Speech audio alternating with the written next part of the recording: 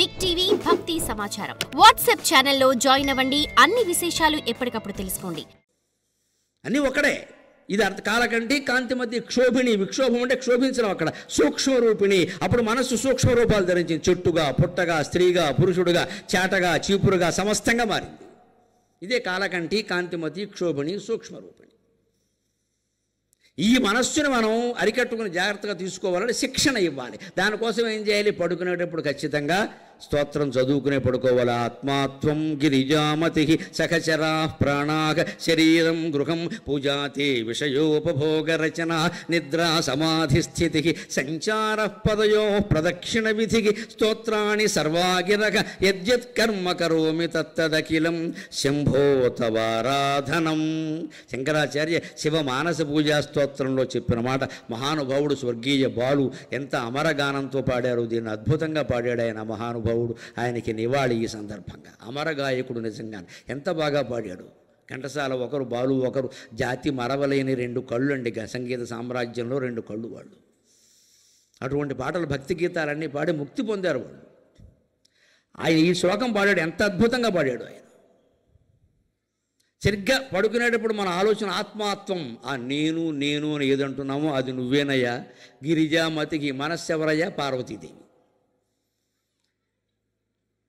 గిరిజామ సహచరా ప్రాణాక ప్రాణవాయువులే నా సహచరుడు. అంటే జీవితంలో మనకు కొందరు సహచరులు ఉంటారు కదా. పొద్దున్న లేవగానే మా స్నేహితులండి, మా భార్య అండి, మా ఆయన అండి, సహచరులే కదా వీళ్ళందరూ. మరి అవి నిజమైన సహచరులు ఎవరంటే ప్రాణ, అపాన, వ్యాన, ఉదాన, సమాన. ఈ 5 వాయువులే మనకు సహచరులు. ఎందుకని మనం మెలకుగా ఉన్నా, పడుకుని ఉన్నా, గాఢ నిద్రలో ఉన్నా, ఏ ఊళ్ళో ఉన్నా అసలు బతుకుంటే మనతో పాటు ఉండేవేవో అంటే ఊపిరి ఒకటే. ఉచ్ఛ్వాస నిశ్వాస. మనస్సు అస్తమానం ఉంటుందని చెప్పిన మనస్సు శాంతించేటువంటి సందర్భాలు ఉంటాయి. ఊపిరి శాంతించడం ఉండదు. అందుకే వైద్యులు ఎవరు మనస్సు డెడ్ అయిందనుకోండి, కోమాలోకి వెళ్ళాడు అనుకోండి, ఏం ఉండదు కదా. ఒప్పుకోరు. చనిపోయాడంటే ఒప్పుకోరండి. ఊపిరి ఉందంటారు. కోమాలోకి వెళ్ళేవాడు చంపాడంటే మనం ఏదో అంటాం కానీ డాక్టర్లు ఒప్పుకోరు. అవి కోమాలోకి వెళ్ళాడండి ఎప్పుడైనా వచ్చే అవకాశం ఉంది. 3 రోజుల్లో రావచ్చు, 30 ఏళ్ళకి వచ్చిన వాళ్ళు ఉన్నారు. తప్పదు. ఎందుకంటే మనస్సు ఆలోచించట్లేదు కానీ ఎక్కడికి పోలేదు. ఉంది అక్కడ, ఆలోచించట్లేదు. ఆలోచించలేని స్థితి. కానీ ఎందుకంటే ఒప్పుకోరు, ఊపిరాడుతోంది. కానీ అదే నాడి కొట్టుకోవడం ఆగిపోతే ఈసీజీ గ్రాఫ్ కాగితం లోపల పెట్టగానే గిరి గిరి గిరి గిరి అని సమానంగా వచ్చిందనుకో, తీసుకెళ్ళిపోవడం మాకు సంబంధం లేదంట. ఒక్కసారి కాగితం బయటికి లేక అయిపోయినట్టే అంట. ఎందుకని ఊపిరి ఆగడం నాడి లెక్క ప్రాణం పోవడానికి. అంతేగాని మనస్సు ఆగిపోవడం, మనస్సు ఆలోచించకుండా ఉన్న లెక్క కాదు. గాఢ నిద్రలో సుషుప్తిలో ఉన్నప్పుడు మన మనస్సు రోజు ఆలోచించట్లేదు. అంత మాత్రం చేత పోయినట్ట మళ్ళీ పొద్దున లేవట్లా. అంటే కోమాలోకి వెళ్ళిన ప్రాణం చనిపోయినట్టు కాదండి లెక్క. ఇలా అయితేనే చనిపోయినట్టు లెక్క. అంటే ఊపిరే ప్రధానం. అందుకే సహచరా ప్రాణాగ. రాత్రి మనం భగవంతుడితో చెప్పుకోవాల్సిన మాట సహచరా ప్రాణాగ. శరీరం గృహం. ఈ శరీరమే ఇల్లు. పూజాతే విషయోపభోగ రచన. ఈ శరీరం ఇల్లు అయినప్పుడు, ఆత్మ నేను శివుడైనప్పుడు, నా మనస్సు పార్వతీదేవి అయినప్పుడు నేను చేసే ప్రతి పని, మీరు చేసే ప్రతి పని శివార్చనే కదండి. అర్చన కానిదే ఉంటుందండి. అందుకే మనం ఏ పని చేస్తున్నామో ఆ పని సక్రమంగా చేయడమే దైవ పూజ. వర్క్ ఈజ్ వర్షిప్ అనేది మొట్టమొదట కనిపెట్టింది భారతీయ సంస్కృతి. ఇంగ్లీషు మాటల్లో దాన్ని ప్రచారం చేస్తున్నారు. కానీ వర్క్ ఈజ్ వర్షిప్ ఇంగ్లీషు భాష ఎప్పుడు వచ్చిందో మీకు తెలుసు. మన దేశానికి ఎప్పుడు వచ్చిందో మీకు తెలుసు. ఈ భాషలన్నీ నిన్నగాక మొన్న పుట్టినవి. భగవద్గీత ఎప్పటిది? 5000 ఏళ్ల క్రితం నాటిది. అందులో చెబుతాడు భగవంతుడు వర్క్ ఈజ్ వర్షిప్ అని. యత ప్రవృత్తిర్భూతాని ఏన సర్వమిదం తతం స్వకర్మణాతమభ్యర్చ్య సిద్ధిం విందతి మానవక. అంతటా నిండి ఉన్నటువంటి భగవంతుడిని ఆరాధించే విధానం ఎలాగయ్యా అని అర్జునుడు అడిగితే కృష్ణుడు అంటాడు, అదేమిటయ్యా నీ ప్రశ్నలో ఉంది సమాధానం. అంతటా నిండి ఉన్నాడని నువ్వే చెబుతున్నావు కదా, ఇంకా ఆరాధన ఏమిటయ్యా? నువ్వు చేసే ప్రతి పని ఆరాధనే కదా అన్నాడు ఆయన. ముందు అంతటా నిండి ఉన్నాడని నమ్ము. అంతటా ఉన్నాడు కానీ మా ఇంట్లో లేడంటే కుదరదు. అక్కడ మీ ఇంట్లో అంతటా ఉన్నాడని నువ్వే అన్నావు. అంతటా ఉన్నాడు అన్నప్పుడు నువ్వు చేసే ప్రతి పని ఆరాధనే. అది ఆరాధన అయ్యే విధంగా చూసుకో. అంటే మనం ఒక ఉద్యోగం చేస్తున్నాం, మన బాధ్యత మనం చేద్దామండి. లంచాలు ఎందుకండి? Over action. జీతం కోసం ఎవడు పని చేస్తాడండి? వెంటనే వాళ్ళు ఉద్యోగ సంఘాలు, ఉపాధ్యాయ సంఘాలు, అనేక రకాల సంఘాలు అందరూ దయచేసి ఆత్మవిమర్శ చేసుకుందాం. పని మీద దృష్టి పెట్టామా? ఇంక్రిమెంట్ మీద దృష్టి పెట్టామా? ఇదే గొడవ ఎంతసేపు. మనకేమిస్తారు, మనకేమిస్తారు, మనకేమిస్తారు. ఇన్నేళ్లుగా పనిచేస్తున్నాం కదా, మనం బాటాలు ఏం చెప్పాం, పని ఏం చేస్తున్నాం అని ఆలోచిస్తే సరిపోలా? అందరూ గుళ్ళో కడతారు, అందరూ అర్చనలు చేస్తారు, చేసే పని సక్రమంగా చేయరు. ఏమయ్యా నువ్వు 2 లక్షలు లంచం తీసుకున్నావు అంటే మా పక్క ఆయన చూడలేదు, మీరు 2 కోట్లు నొక్కేయాడు అంటాడు. వాడికంటే వీడు మెరుగుట. మొత్తం మీద ఇద్దరు దుర్మార్గులే కదా, ఎక్కువ తక్కువ. కానీ ఈ పోలిక ఎందుకండి? మనం అంతా భగవద్గీత చదువుతాం, మనం అంతా గుళ్ళో పెడతాం, ఆత్మవిమర్శ చేసుకోము, చేస్తూనే ఉంటాం ఇక్కడ. దానికే భగవంతుడు చెప్పాడు, స్వకర్మణా తమభ్యస్త. నువ్వు ఉద్యోగం చేసావో, వ్యాపారం చేసావో, వ్యవసాయం చేసావో, ఏం చేసినా సక్రమంగా చేయి, నీతిగా చేయి, నిజాయితీగా చేయి. ఏమీ లేదు, ఇల్లు ఊడుస్తున్నావు, మంచిది, శుభ్రంగా ఊడు, మూలల్లో దుమ్ము కూడా పోయేలా ఊడు, ఓ చేట దగ్గర పెట్టుకో, ఎప్పటికప్పుడు ఆ దుమ్ము అందులో వేసేయి, చెత్తపొట్లో బారబోసి శుభ్రంగా ఊడు, అద్దంలా ఉండాలి. ఇలా ఇంకొక మనిషి ఊడవలేడు అన్నట్టుగా ఉండాలి. అప్పుడు ఇల్లు ఊడవడం కూడా ఈశ్వరార్చనతో సమానం అండి. ఇప్పుడు మన పనులు మనకి విసుగురావు. సాధారణంగా మన పనులు మనకి విసుగెందుకు వస్తూ ఉంటాయంటే ఫలితం ఆశించడం వల్ల వస్తాయి. ప్రతి పనికి మీరు ఫలితం ఆశిస్తే విసుగు వస్తుంది, ఫలితం ఆశించకుండా చేస్తే విసుగు రాదు.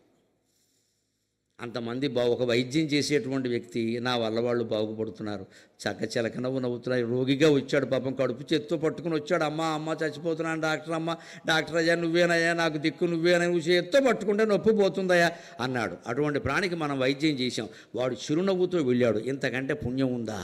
ఇంతకంటే పురుషార్థం ఉందా? వాడిని పిండేసి పీకేసి కూర్చోబెట్టేసి లేని మందులన్నీ రాసేసి, మనకి ఎంఆర్పి వాడు ఏమి, మందుల కంపెనీ వాడు ఏజెంట్ వచ్చి ఏ మందులు ఇచ్చాడో ఆ మందులే మళ్ళీ రాసేసి, పక్కనే మందుల షాప్ పెట్టేసి, అది మన బావమరిచేతే పెట్టించేసి, అందులో ఉన్న మందులన్నీ ఇందులో రాసేసి, ఈ మందుల రిప్రజెంటేటివ్తో కలిసి ఏకంగా విదేశాల టూర్లు ఇవాళ మందుల కంపెనీ వాడండి డాక్టర్లకు ఇస్తున్నవి విదేశాల టూర్లు, కార్లు కొనిస్తున్నారమ్మా, ఇల్లు కట్టిస్తున్నారు. అంటే ఏమవుతుందండి? వృత్తి మొత్తం కలుషితం అయిపోలా. నేను ఒక్క ప్రశ్న వేస్తున్నా, డాక్టర్లు కాదు అందరిని కూడా, ఉపాధ్యాయులను, ఉద్యోగస్తులను అందరినీ కూడా. 1,00,000 రూపాయల జీతం తీసుకునే ఉపాధ్యాయుడు కూడా 1వ తారీఖు కాదు 100వ తారీఖు కూడా కలగని ఆనందం పాఠం చెప్పగానే వెళ్ళిపోయేటప్పుడు ఒక విద్యార్థి మాస్టారు నా జన్మ ధన్యమైందండి అన్నప్పుడు కలుగుతుందమ్మా ఖచ్చితంగా. అది ఆనందం అనుభవించిన నాకు తెలుసు, మా చంద్రాజీ మాస్టర్కి తెలుసు. కొన్ని 100 మందిని తీర్చిదిద్దారు. ఇవాళ ఈ శ్రీనివాసు గారు కూడా ఆయన శిష్యుడే. ఆ ఆనందం ముందు పొందిన ఇంక్రిమెంట్లు, లక్షలు, వాటితో కట్టుకున్న ఇళ్ళు వాకిళ్ళు ఇవి ఎవడికి కావాలండి? ఎవడు కట్టుకోలేదమ్మా. సాలెగూడు కూడా ఇల్లు కట్టుకుంది, మనం కట్టాం గొప్ప ఇల్లు, దానికంటే గొప్ప ఇల్లు ఏం గట్ల. అది కట్టిన రత్నాల మేడ, అది కట్టిన వరసలు, అది కట్టిన ముత్యాల వరసలు మనం కట్టగలమా అండి? అంతకంటే గొప్పవా మన ఇల్లు ఇక్కడ? అంతకంటే నేను నిలుస్తాయా? సాలెగూడు గాలికి రాలిపోతుంది, మనము గాలికి రాలిపోయేవాళ్ళమే. ఇల్లు అలాగే ఉంటుంది, మనం బోడలా ఇల్లు కూలిపోతున్నాయి. ఈవేళ కట్టిన వెంటనే కూలిపోతున్నాయి. ఎంత గొప్పగా కడుతున్నారో, కట్టిన ఏడాదిగా కూలిపోతున్నాయి. కట్టేదే చిన్న ఇల్లు, అందులో మళ్ళీ కాళ్ళు జాపే వరకు పక్కింట్లోకి వెళ్ళిపోతాయి. చిన్న ఇళ్ళు, ఎప్పుడు భజ్యం చెప్పాను నేను, చిన్న ఇళ్ళు చింతాకు వాకిళ్ళు. కారిడార్ అంటాడు, కారిడార్ అంతెక్కడ ఉందా? కారే కారిడార్ అంటే భార్య అటు ఎడితే భర్త ఇటు రావాలి, అయితే ఇద్దరు పట్టరు, ఒకళ్ళే పడతారు. చిన్న ఇళ్ళు చింతాకు వాకిళ్ళు, మేడమీది గూళ్ళు మేడి పళ్ళు. అపార్ట్మెంట్ల మీద పద్యం చెప్పమంటే ఎప్పుడో చెప్పింది. చిన్న ఇళ్ళు చింతాకు వాకిళ్ళు, మేడమీద గూళ్ళు మేడి పళ్ళు, చాపలేని కాళ్ళు సర్వమ్ము కంబైండ్లు, చాపలేని కాళ్ళు సర్వమ్ము కంబైండ్లు, అవియు కూలిపోయే అయ్యో రామా అని పద్యం చెప్పాను. చిన్న ఇళ్ళు, చింతాకు వాకిలి. చింతాకు ఎంత ఉంటుంది? కారిడార్ అంటే చింతాకు. ఇంట్లో వంటిల్లు అదో రావాకు, అక్కడ తిరగడానికి లేదు. అక్కడ డైనింగ్ టేబుల్ వేసామంటే ఇంకేం లేదు, ఇంకేముంది అక్కడ డైనింగ్ టేబుల్ ఉంది, నువ్వు కూర్చోవడానికి లేదు. జరిపి కింద నుంచి వెళ్ళి కూర్చోవాలి కుక్క పిల్లలాగా. కింద నుంచి వెళ్ళి కూర్చోలో కూర్చోవాలి, డైనింగ్ టేబుల్ అయితే చోట్లేదు అక్కడ, కుక్క పిల్లలాగే కర్మీది. ఈ ఇళ్ళకి మళ్ళీ లక్షలు, ఇక్కడ 50 లక్షలు ఎడితే కానీ అపార్ట్మెంట్ కూడా దొరకదు. ఎవరో ముసలావిడ పూర్వకాలవాడు రామా అని కాళ్ళు చాపింది అనుకో, పక్కన వస్తాడు, నీ కాళ్ళు ఇందులోకి పెట్టావు ముసలావిడ అంటాడు. పక్కనే వచ్చింది వాడు గోడ, మరి ఏం చేయమంటావు? చాపలేని కాళ్ళు, పైగా అన్ని కంబైండే. Bedroom bathroom combined, dining hall kitchen combined, hall drawing room combined, అన్నీ అటాచ్డ్. భార్య భర్త డిటాచ్డ్, ప్రతిదీ అటాచ్డ్. అక్కడే కంపు అక్కడే ఇంపు. మనం ఇక్కడ పడుకునే ఉంటాం, ఒకడు టాయిలెట్కి వెళ్తాడు. మన కర్మ అంటారు దీన్ని, కర్మ. ఇదివరకు ఈ గోల లేదు. పల్లెటూళ్ళలో ఉన్నప్పుడు ఎకరం దొడ్డి ఎకరం ఇల్లు, ఎక్కడో పోయేవాళ్ళు ఎవరికి తెలిసింది కదా. మనం సుఖంగా పడుకునేవాళ్ళు. ఇల్లు అంటే పడుకోవడానికి, ఇల్లు అంటే అన్నం తినడానికి, ఇల్లు అంటే సుఖంగా ఉన్నాయి. ఈ కార్యక్రమాలు కాదు ఇక్కడ. కానీ వచ్చిందా లేదా కర్మ. ఏం చేస్తున్నాం? అనుభవించడం మానేస్తామా? ఇందులోనే మనం చేయవలసిందండి ఈ కార్యక్రమాలన్నీ ఇలాగే ఉన్నప్పటికీ మనస్సులో పడుకునేటప్పుడు, స్నానం చేసేటప్పుడు, ముఖ్యంగా అన్నం తినేటప్పుడు మౌనాన్ని పాటించి మనస్సులో నమ శివాయ నమో నారాయణాయ నమో నారాయణాయ శ్రీమాత్రే నమ ఇలా ఏదో ఒక నామాన్ని జపించాలి. అంతకంటే కూడా గొప్ప విషయం ఒకటి ఉంది.